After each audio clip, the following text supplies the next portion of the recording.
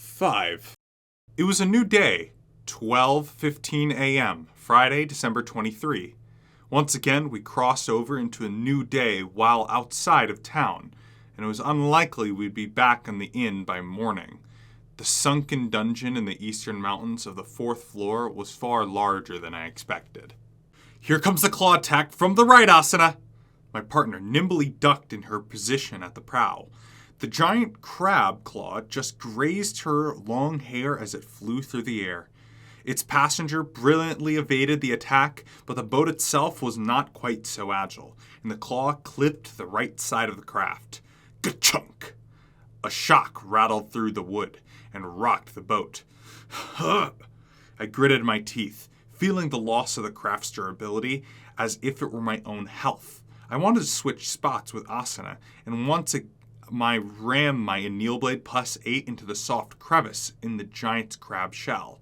But I couldn't let go of the oar that controlled Tilnell, of course. Asuna must have sensed my panic because she turned back to me for just a moment. "Don't worry, I'll break its next attack and give us an opening. Just hang on." Roger. Her bracing voice, untouched by fatigue after our many battles, whipped me back into shape. I put my trust in her and waited for the right moment. The scuttle crab, one of the toughest monsters in this watery dungeon, measured a good 4 yards wide, if you include its 2 pincer claws. It reared a giant bulk backward and opened its jaws wide, complete with disgusting little wriggling legs. That was the sign for its bubble breath. If that hit us, we'd be unable to see the space in front of us, and it wouldn't go away until we jumped in the water to wash the effect away. Just before the crab could shoot out a blast of fine suds, Asuna leaped up from her crouch, timed the rocking of the ship to unleash a streak diagonal slash.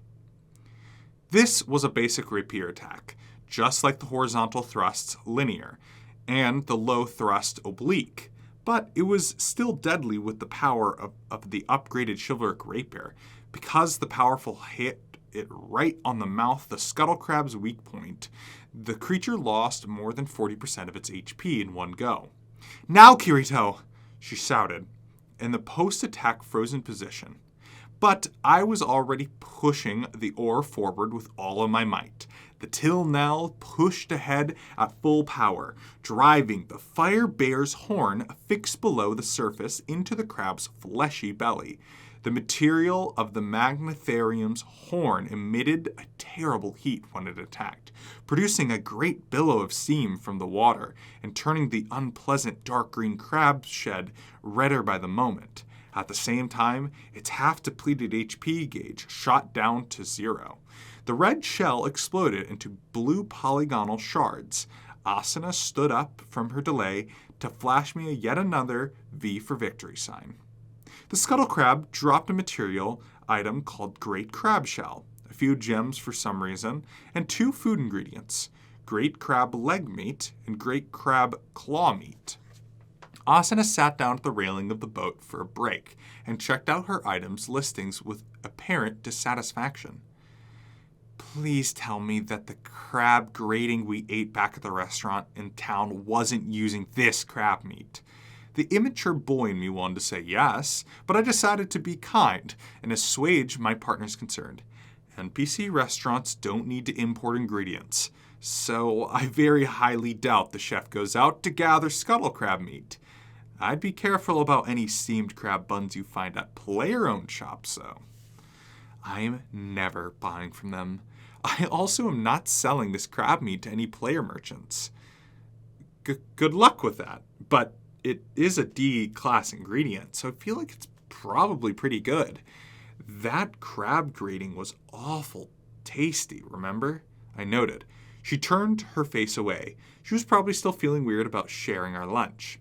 About 10 hours earlier, we ordered crab gratin and steamed clams at the little restaurant in Rovilla, splitting the 2 dishes halfway. Once the excited Asuna had cleaned out exactly half of the gratin and slid the dish over to me, she seemed to realize the forward nature of her actions. Her face went red, and she told me to wait just a second after I'd boldly scooped a massive spoonful of crab into my mouth. The dish itself was quite good, and I didn't notice the change in Asana's behavior until I cleaned the dish down to quarter left, and by then it was too late. If a boy and a girl in middle school who weren't romantically involved shared a cafeteria gratin meal from the same place, they'd be engulfed in an inferno of teasing and catcalls in class. But just a moment, this was a virtual world, where the barbaric childhood, boorish, and ineffectual value systems that rendered it pointless. The employee that would probably not bring us separate plates to share, even if we asked for them. We didn't have a choice but share the food in that manner. I told myself, listen, like I said at the restaurant, Aincrad is a virtual world. I think it's pointless to get hung up on things as half-eaten food or residual utensils. You can even drop a steamed bun on the ground. As long as you pick it up before 3 seconds, it won't lose durability points or pick up any dirt effects. That's not what shocked me, she said quietly. I blinked. Huh? Then what was it? It was the fact I thought the same thing you just said. There wasn't any problem because this is a virtual world, but the more I think about it, that is a problem. Why would it be? This is a virtual world. I'm saying I don't want to mimic the same insensitive side that you have. Insensitive? What is that, a bonus effect or something? Shush! Insensitive. You can look it up in a dictionary once you're done beating the game. She turned away in a powerful huff. I knew enough at this point to realize that the situation wouldn't right itself for another 30 minutes. So I shook my head and picked up the oar again. So, setting the gratin aside for now, shall we keep going? I waited for the fencer to sit down in the front seat before I started up till now again. The wide waterway was dim, and the way forward was shrouded in darkness, so there was no way to guess how much of the dungeon still awaited ahead of us. Once we'd finished eating and resupplying yesterday afternoon, I sent off a number of instant messages to Argo with information as we circled around the market district of Novela. Around 4:30, we finally spotted a boat that matched the description we wanted. It was at least twice as long as the till now, a good 50 feet in all. It was even larger than the 10-person sightseeing gondolas, and yet there were only 4 NPCs on board. 2 large men with wide daggers stood at the prow, while a burly oarsman rowed on either side of the craft. In the center was a stack of about 10 large wooden boxes, covered with a sheet. The bluish-black ship provided itself to be fleet for its size, winding through the narrow channels quickly, enough that following at a distance proved to be quite a task. I felt like my piloting skills as a player rose by at least 100 points during the chase. The large boat slipped out to the market area without using the main channel, and left the town via the south gate, melting into the darkness. We had no choice but to follow it, and therefore we weren't able to celebrate the till now's first trip outside due to the task at hand. Through the winding natural waterways we went, eventually ending up passing through a large waterfall into the submerged dungeon. The crew on the big gondolas must have traveled regularly between Novela and this dungeon, as they rode along into the darkness with familiar ease. We steeled ourselves for trouble when we entered the dungeon trying to follow the ship ahead, but we were soon interrupted by our first encounter with Scuttlecrab. We managed to win our first ship battle despite knowing nothing about what to do. But by the time it was over, the bigger boat was long gone. It had been around 6 o'clock in the evening that we entered the place, which meant we'd been wandering the watery halls for over 6 hours now. There had to be a few breaks here and there, but it was getting to the point that our concentration was faltering. I kept the speed at a crawl so I could switch my window to the map tab and check our location. The full dimensions of the dungeon were still unknown, but it felt as though we were nearly upon the core of the place. Oh, there's the door right there, Asana pointed out. I looked up and saw a small landing, about 10 feet ahead, plus a metal door set into the wall. Though It figures to be yet another dead end, she added in frustration. We found countless other doors just like it and prepped ourselves for possible boss fight each time, only to find more confusing paths and unrelated to our quest. Well, at least usually a treasure chest at most dead ends, I offered, the type of player that couldn't stand not exploring every last branch in a dungeon to fill out the map. Asuna was not cheered by this advice.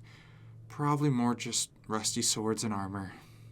Never discount rusted gear. Every once in a while you can take it to a blacksmith for repair and turn out to be a legendary find. Like once in 100 times. Yes, I get it. No, wait, stop.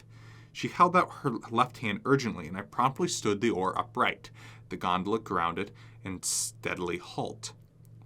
What is it? I murmured. Asuna leaned over the front of the ship, then turned back with a dead serious look on her face. I think there's a big space up ahead, and I hear a whole lot of voices coming from up there. People or crabs? I asked. Asuna's eyes briefly contained a hint of murder, so I shook my head rapidly. People, of course. How silly of me. Let's take it slow on the approach, then. She nodded without a word, and once she had crouched at the prow, I carefully pushed the oar forward.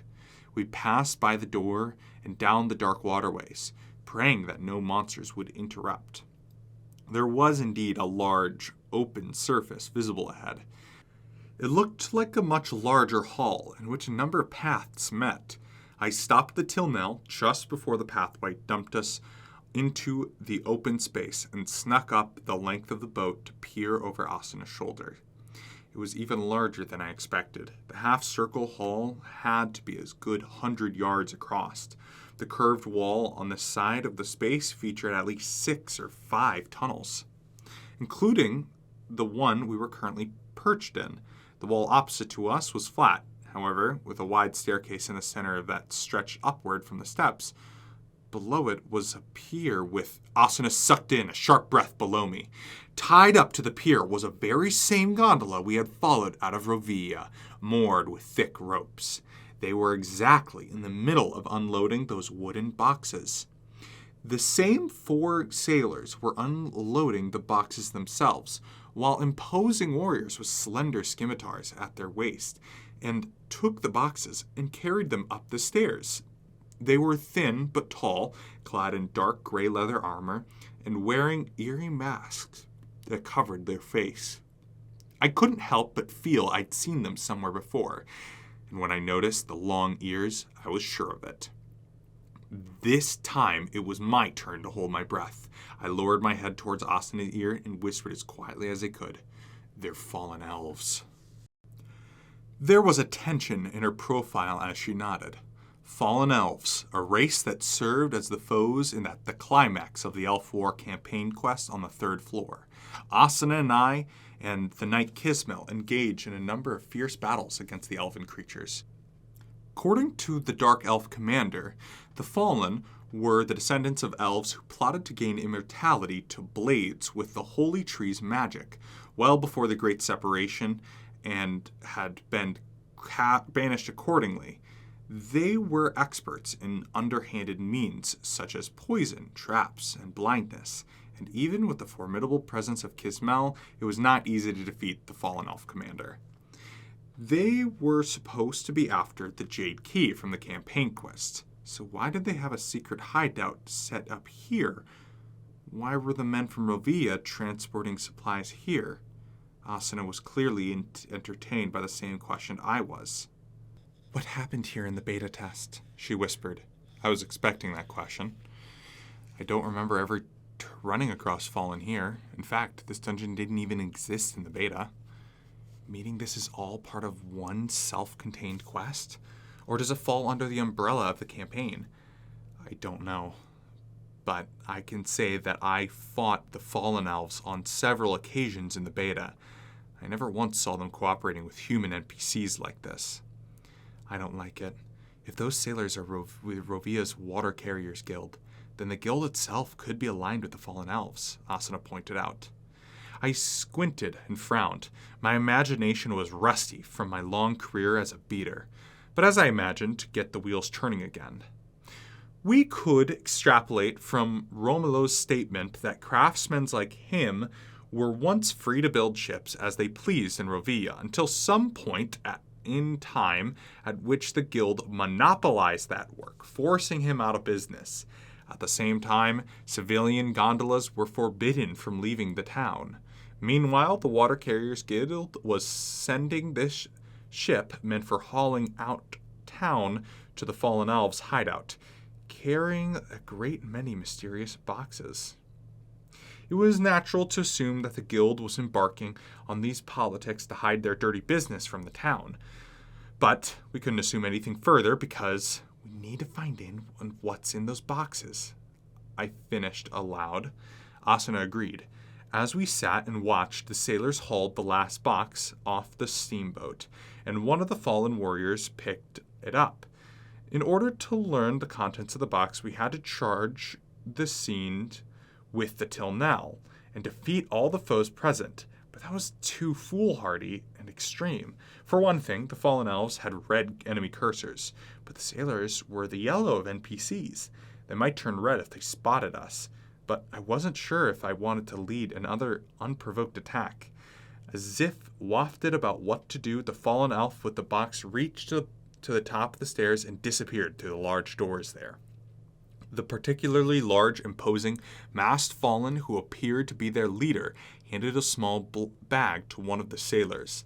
The man looked inside the contents, then nodded satisfactory, and motioned his fellows to leave. "Well, I know what's in the bag," Asuna whispered. "Cold, hard cash," I agreed. "If they're all 1,000 cold gold coins, that could be 200,000 in all." She shut me down at once. "Don't you dare thinking about attacking and robbing them on the way back. No, they look really tough anyway." Meanwhile, the 4 sailors undid the mooring ropes and piled onto the gondolas. The 2 oarsmen pushed off, and the larger craft lurched into motion. I quickly leapt to the stern, hoping they weren't actually coming back the same way. I had the oar in my hand, ready to throw the boat into reverse if necessary. "They're coming this way!" Asuna hissed in a panic. Crap, I needed to think. We could wait here for the larger ship and prepare for battle, if need be, but that wasn't an option. The fact that we'd been shown the scene of the sailors accepting the bag of money was surely a warning that if we fought with them, the quest would end in failure. That left the option of retreat, but the canal we were in now was just 5 yards wide, too narrow for the Tilnell to turn around. Going reverse was slow. The large gondolas would catch up to us before we could retreat to the first side of the tunnel. That just left one option. I tilted the oar backward with the quietest as possible grunt, putting the boat into a full-speed reverse. Once we were back at the door, Asuna claimed it was just another dead end. I hopped onto the narrow dock and held out my hand to the dumbfounded fencer. The rope! Once she caught on, she was blindingly fast. She picked up the coiled rope at the prow and hurled it over to me. I tossed the end around the bit, making sure it notified me of the ship's location being locked, then turned around, threw the door open, leaping inside. Unlike the countless side paths we'd explored earlier, this door opened into a large storeroom. Various goods were stacked up against the walls, but there were no chests. Wait, that wasn't the point of this. Does it even matter if we hide here? Won't they just see the Tilnell outside? Asuna whispered as she tried to shut the door without making any sound. I nodded and added, "Good point, but there's no other escape for us. If they float past without noticing, great. And even if they disembark, they can't destroy the unmanned boat while it's tied up. But what if they come in here? Then we'll just have to hide." I looked around the room and picked a folded piece of cloth off the ground, a short distance away. Upon unfolding it, I found it was surprisingly thin and light and large enough to hide 2. "Just get under here," I suggested, but Asuna grabbed my wrist. "Wait, this isn't a loose piece of cloth." Her slender fingers tapped the surface of the silvery gray material, popping up a property window. I immediately noticed that the description was too long for a piece of junk. Agrio's sheet, a cloth made of silk from a rare aquatic spider. This cloth will hide anything it covers, but only in a place surrounded by water. The instant those words registered in my brain, I raced to the door of the storeroom, opened it just enough to see the exit of the hallway. The silhouette of the large ship was much closer, but it hadn't entered the tunnel yet. There was no time for hesitation. I'd order Asuna to stay in here with a look, then slipped out the door and dashed to the ship and hunched over. Within seconds, I had placed the silvery sheet over the tillnell. The instant the airy material covered the boat from prow to stern, it took the exact same color the surface of water. And even when I tried, I could hardly make out the boat at all. The sailors wouldn't notice it now, assuming they didn't ram right into it. That would all come down to luck, though. I rushed back into the storeroom and shut the door. Asuna and I pressed our heads together to peer out the people in the door at the same time. Even at this close distance, there was no way to see the tillnell more just feet away. If we'd just searched this room first, we wouldn't have had to panic like this, Asuna murmured regretfully. I couldn't help but grin, despite the circumstances. See, it pays off to explore the nooks and crannies. Let's shoot for 100% map completion in the next dungeon. Shh, here they come. She elbowed me in the side to shut me up. For a few seconds later, the prow of the large ship appeared to the right, followed by the massive length of the craft, then its stern. The sailors did not notice the invisible tillnell, nor did they crash into it. They just passed by, much faster now that their payload was lifted. Only once the ship had traveled an appropriate distance away did the two of us let out long breaths. I don't like these. What do you call them? Stealth quests? I had no disagreement with her on that one. The tension is so much higher in VR MMO. If you hadn't noticed the special properties of that cloth, they'd have found us. It was meant to be an idle observation, but the fencer blinked several times in surprise, looking conflicted. Who cares about that? What's our plan now? Will we follow the ship again? No, I'm guessing it'll just go back to Novela, I noted, bringing up my window to check the quest log. The latest prompt was still vague. To find the secret of the transport ship. Looks like we still need to find out what's inside those wooden boxes. I suppose so, and that means sneaking up those stairs, crawling with fallen elves. The stealth mission continues. If you're tired, we can probably turn back to town or resume tomorrow. What do you think? I asked, just in case, but Asuna refused at once. Thanks, but I'm fine. I'd rather not have to fight all those crabs and turtles and shellfish again. Good point. Let's put in some good work then. When I returned to the dock, I had to reach out and feel for Agrio's sheet in order to take it off the boat. Even limited to the water side, all this encompassing hiding ability seemed too convenient to exist at such a low floor in the overall game. When I checked the Properties tab again, sure enough, it had already lost close to 10% of its durability, just from 5 minutes of use. I should have figured. If you get carried away with this thing, it'll break down in no time. The sheet folded itself up automatically, so I shoved it into the luggage space at the rear of the boat. Asuna removed the mooring rope and looked downcast. What will people do with this quest after us, then? There's no more of whatever sheet in the storeroom, is there? It was the floor, not a special treasure chest, so I'm guessing it was probably generate every time a party in the midst of this quest passes by. If that's the case, then the bigger guilds with plenty of players can probably take advantage of that and earn themselves a whole bunch of sheets. We'll have to make do with just this one. We'll probably need to use it when trying the boat up in front of those stairs. Let's try to get back as quickly as we can. All right, here goes. I tilted the oar forward, easing the boat forward until we stopped at the mouth of the tunnel again. The 100-yard wide, 10-yard tall chamber showed no hints of any aquatic monsters or fallen elves. Asuna looked back at me. I nodded and pushed the boat onward. The only light came from the torches and 10 wall scones. I kept moving carefully, across the water as fast as I reasonably could. When we reached the boat landing at the foot of the stairs, I hid till now under Agaro's sheet again. If 5 minutes was enough to consume 10% of its usage, that meant we had 45 before it was gone. "Let's hurry," I whispered. Asuna nodded and fiddled with her equipment mannequin in the menu. Within moments, her familiar red hooded cape was replaced with an expensive-looking violet cape with an elaborate woven pattern. Huh? Oh yeah, that was the reward from the 3rd floor, wasn't it? Why didn't you use it here until now? I asked as we climbed the steps. Her shoulders shrugged, brushing the silky half-glossy material.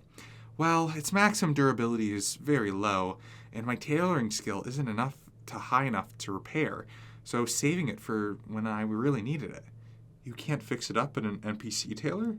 I tried that in the last village of the 3rd floor, but she said, "Sorry, afraid I'm not good enough to mend this." It's possible that the NPCs on this floor could handle it, but it's convenient to be able to repair things yourself.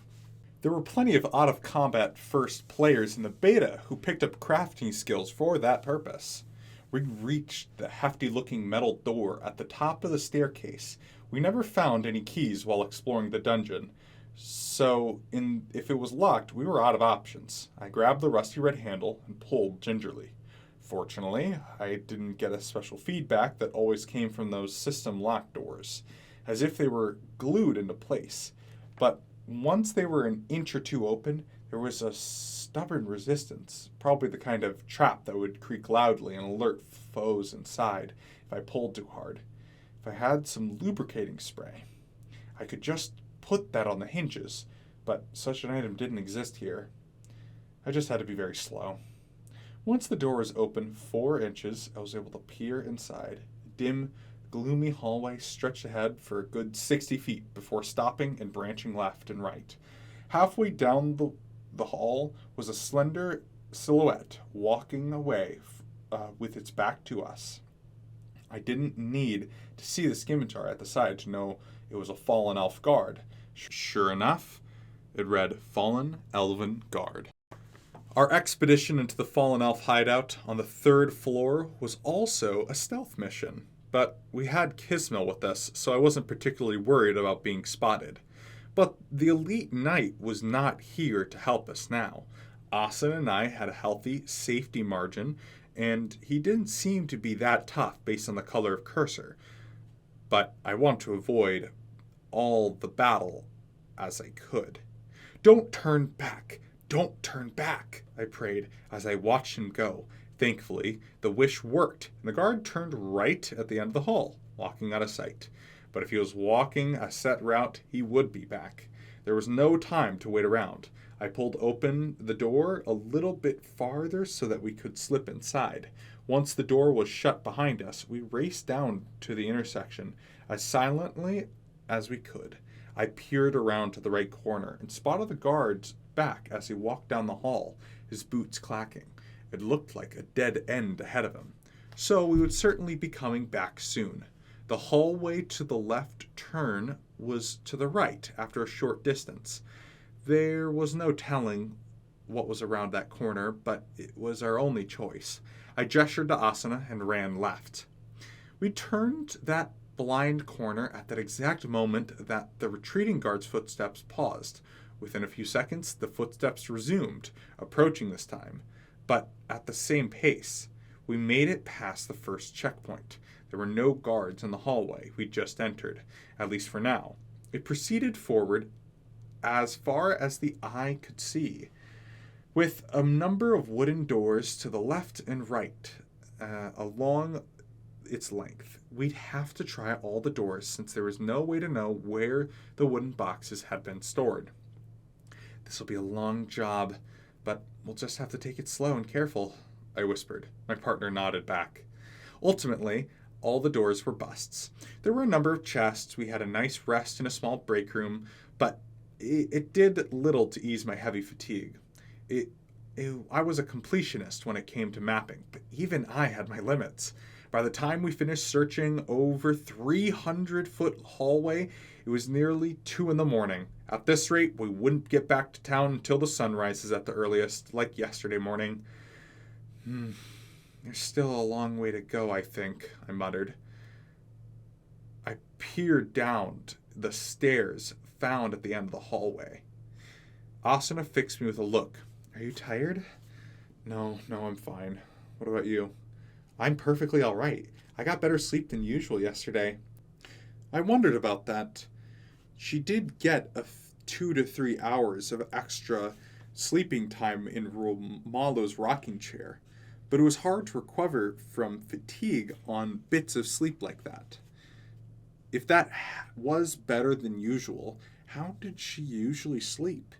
She seemed to have a sense that I was thinking. I usually don't sleep all that much anyway. I see.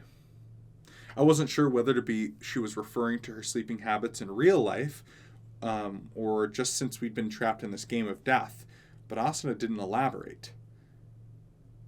Come on, let's go. My instincts are telling me that those wooden boxes we want are down there, she said, patting me on the shoulder.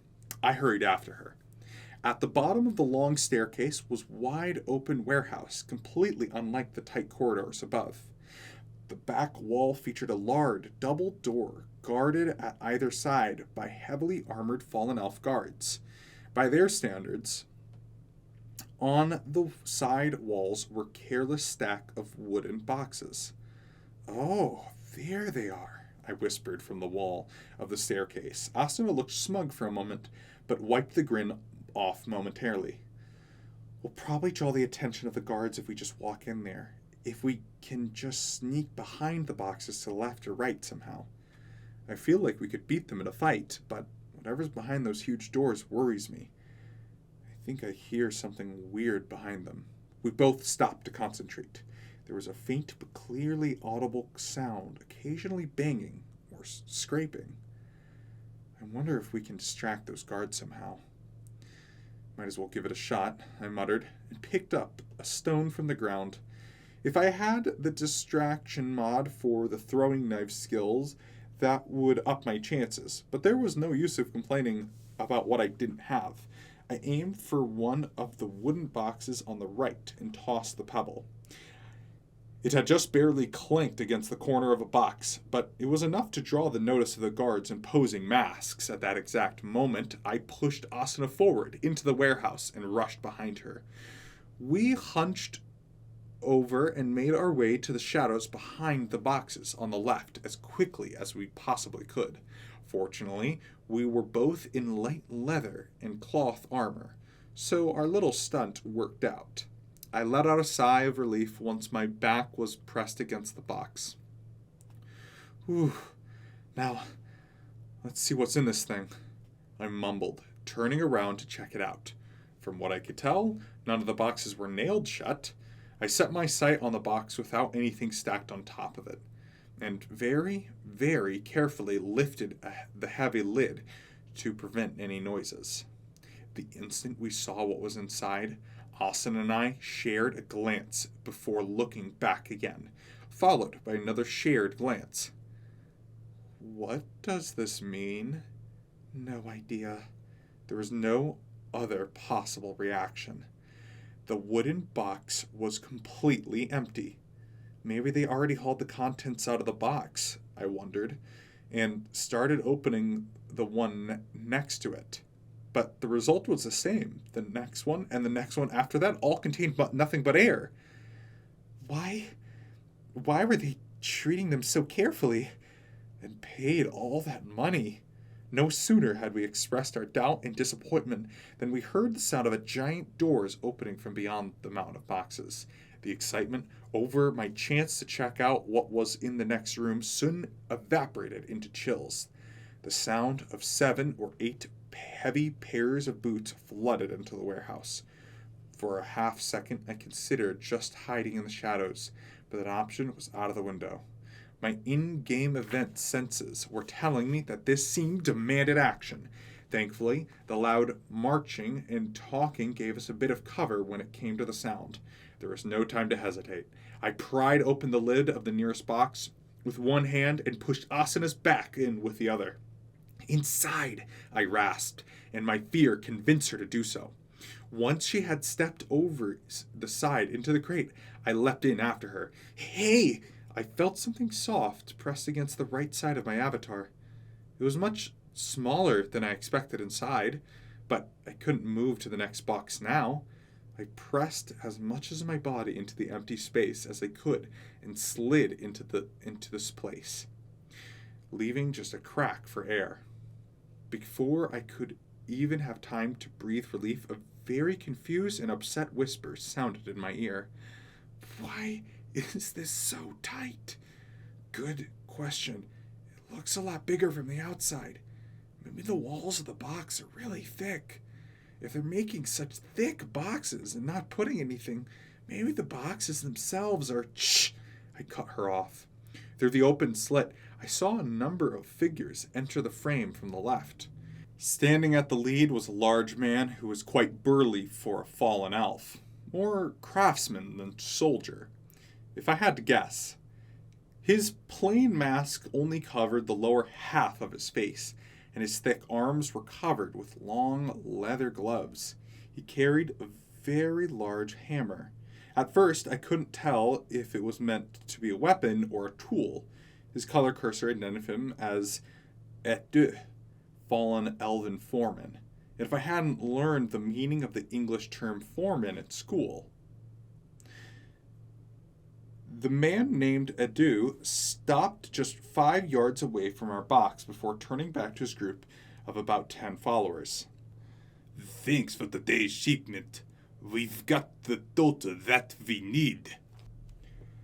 "Total of what? They're empty," I wanted to yell. But Asana, who was pressed against me and in an uncomfortable position, simply shook her head as if to say, "Hold it in." I nodded and focused on listening. "Good. Well done," came a voice as beautiful and cold as ice from a tall and slender man who fit every expectation of an elf. His armor was a melding of leather and metal, a rarity for a fallen, and a crimson cape flowed from his shoulders. His black mask had 2 horns growing from the forehead, but the eyes beneath them seemed to glow and flicker with red light. "But the assembly is taking longer than expected," the caped man continued. Edu bowed deeply. "I'm very sorry, Your Excellency. We should be caught up within 3 days. Then I may assume that it will be finished entirely in 5 days, as the plan stated." "You can't just say what will be finished," I screamed silently again, focusing my gaze on the caped man to bring up his cursor. As soon as I did, I blinched, shaking my body and Asana as well. The color was so dark, it was nearly black. Monster cursors shifted in shades from light to dark to distinguish the difference in level from the viewer. But I had never seen a color cursor as dark as the one belonging to His Excellency. The fallen elven commander from the 3rd floor was nothing compared to him. The problem was that my level was currently 16, well above the expected difficulty for the 4th floor. How much higher could the caped man be if it was that black? I glanced at the name at the bottom of the cursor, barely aware that Asana was squeezing my right shoulder. Nolza, fallen elven general. General? Wait, how the hell do you say that name? Fortunately, Edu was there to solve at least half of my mix and fear of confusion. "I will pledge my life into making it happen, General Nolza." "Very good. Get to work, Edu." The general, whose name the foreman had pronounced like Nolza, patted Edu on of his burly arms and began walking, his cape flowing behind him, right toward the box in which we were currently hiding. A chill ran up my spine. I let the lid slide down to the close properly. Nolza himself would be more than handful, but if we had to deal with another 8 warriors and the undoubtedly strong Edu, to our chances of winning were next to nothing. If they found us inside the box, our only chance of survival would be to leap out of the box and race for the stairs to the right, all the way out of their hideout. The slow, teasing pace of his boots stopped approximately 10 feet away. Nolza, Chili's voice, caught right through the thick wooden lid of the box. It is truly a farce, isn't it? Eons since we were removed from the blessings of the holy tree, yet we are still bound by the taboos of the Elven race. He mocked. The first response came not from Edu's gruff voice, but a feminine mix of sweet and sharp. Yes, if not for that nonsensical taboo, we would not need to strike this deal with the filthy humans in order to gain these materials. It's not worth complaining about, Casella. Pay them as much gold as they want. Once we have all the keys to open the door to the sanctuary, even the greatest magic left to humankind will vanish without a trace. Of course, Excellency. The moment of our triumph grows ever closer. Indeed, but our initial mission is to recover the first key that the Special Forces Commander let slip from our grasp. The plan begins in 5 days. Once all of our preparations are complete, I have great expectations of all of you. The soldiers shouted a salute in unison that rattled the lid of the box. Even after the myriad of footsteps faded into the distance and the enormous metal door slammed shut, I couldn't move. I tried to commit as much detail of that conversation to memory as I could. It had to be written down as soon as we escaped from this bind. That was how much crucial information the Fallen Elves had just revealed. Secret keys and sanctuary, both keywords from the campaign quest during the beta, but never revealed in such concrete terms. And I had never met a man named General Nolza back then. Who was he? Hey, is he the leader of the Fallen? Hey, Kirito. She pushed my shoulder, knocking me out of my thoughts. Huh? What? What do you mean, what? How long are you going to do this? Oh, crap. Sorry, I started, then glanced down to my right side. I belatedly realized that my arm was stuck in quite a situation. Shit! I nearly screamed sorry, but I clamped my mouth shut. My right arm was jammed between Asana's brand new breastplate and her tunic. I tried to yank it loose, but there was no place behind me for the arm to go. The only result was continued squishy, soft pressure against my arm.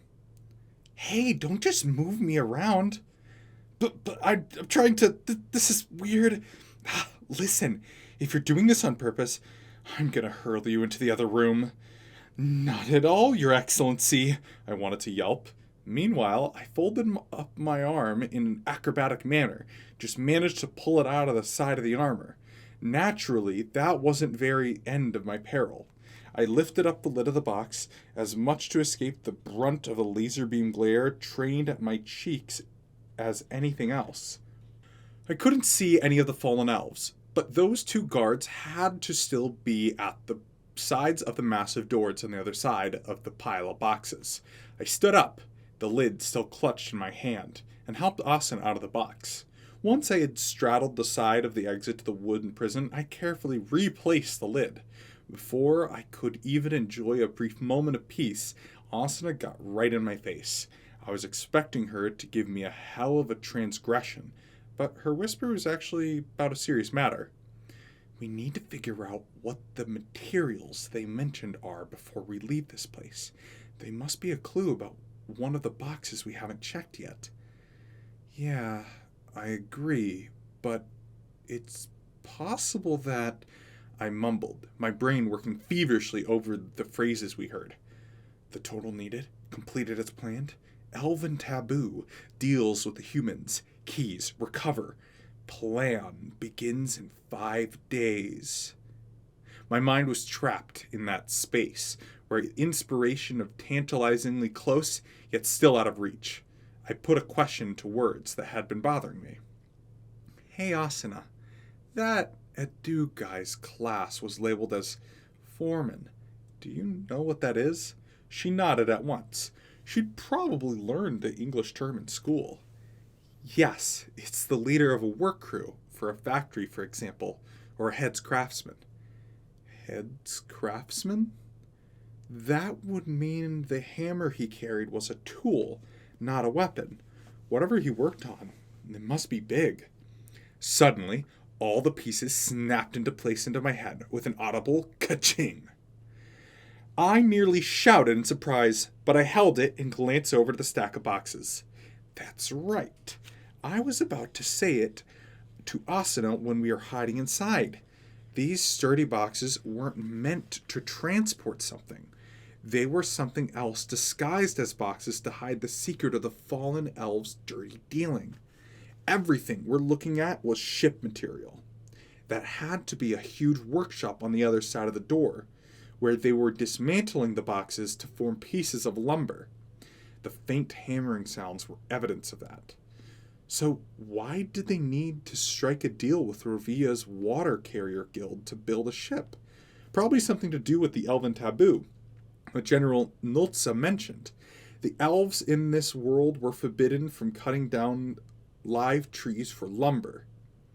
They could only take trees that had fallen naturally, so they were making deals with humans for extra materials to speed up the process. Did you figure something out? Asuna asked, jabbing my arm, my mind grounding to a halt. Yeah, but it'll be a long explanation, so let's leave the spot first. You never know when they might come back. If that happens, we're hiding in a bigger box, she announced. I had no choice but to agree heartedly. I used the pebble of distraction trick to buy us an escape from the storeroom so we could retreat up the staircase to the first floor. Either through sheer carelessness or mental fatigue, we were spotted by a guard patrolling near the entrance of the hideout. But we were able to defeat him before he could call his fellows. At last, we were back at the dock in the watery dungeon. Because the infiltration took much longer than expected, the aggro sheet was less than 10% durability when we removed it.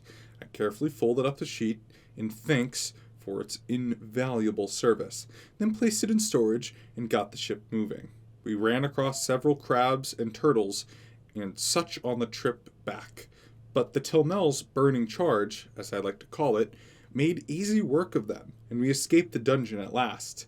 The moment we left the cave for the black pre-dawn river, the quest log dinged to alert us of the update. I kept one hand on the oar while I called up the window. The new instructor said to alert the appropriate persons of the informations gained. Asuna read the same instruction as she watched the space ahead of the gondolas. She turned back and asked, "When it says appropriate person, does that mean Mr. Romolo?" Maybe, but the previous instruction always called him the shipwright, so maybe not. Someone important to the Water Carriers Guild, then? Something tells me they wouldn't have a very friendly reaction to us. Well, who then? Let's figure that out once we get back to town, I suggested. Asuna accepted, although reluctantly. She started to face forward and turned back to add, "Oh, right. Do you want to change inns? The place next to the teleporter gate wasn't bad, but I don't want another ruckus that raised at the dock." Oh, good point. We can look for some place a little more out of the way. Plus, we don't need to let the blue team and green team know about the quest room. I murmured, then stopped in my tracks. If Lind and Cabal managed to build their ships and finish the quest, great. But if they kept going like we were now?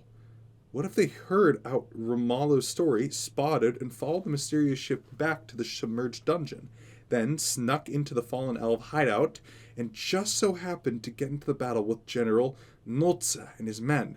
I trusted in Lind and Cabal's strength, but could they really tackle a general who might be as powerful as a floor boss without suffering any fatalities? I thought back to Nulza's pitch-black cursor and trembled. No, defeat was certain if that event ended in battle. Perhaps there was a built-in failure prevention aspect, such as with the battle between the Dark Elf and the Forest Elf champions at the start of the Jade Key quest on the 3rd floor. But if not, that could result in a death of a full party of 6. Maybe we should discuss it with Argo first, about how much info to reveal, I murmured, rowing slowly. Up ahead, the looming sight of Rovia's south gate came into view. We ended up picking out a tiny inn at the corner of the southwest quadrant of our new base of operations. Our choice clinched by the small shack we could keep the gondola inside. We collapsed in on one of the 2 rooms we rented, me in the rocking chair and Asuna in the bed. After sharing a long, luxurious sigh, I lazily lifted my finger to return my weapon and armor to storage. It was 3:30 in the morning. We made it back earlier than previous day, but the 10 hours of adventuring threatened to shut off my brain with fatigue. I couldn't sleep now, though I needed to put together the information while it was still fresh in my mind. And besides, this was Asuna's room, not mine. Well, let's start with the wooden boxes, I began. Stifling a yawn, Asuna didn't respond. I sat up and looked over at the bed. She was lying, face down, with her face stuffed into a pillow, entirely still. Her menu window was still displayed right above her pillow, too.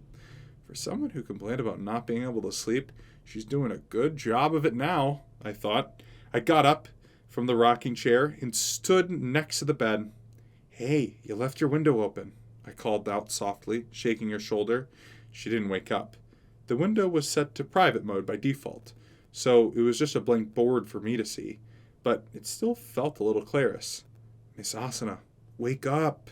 No response. If I kept shaking, she was going to get another harassment notice. Speaking of which, I needed to figure out what was up with the warning order, but for now, it was more important to get her close to her menu.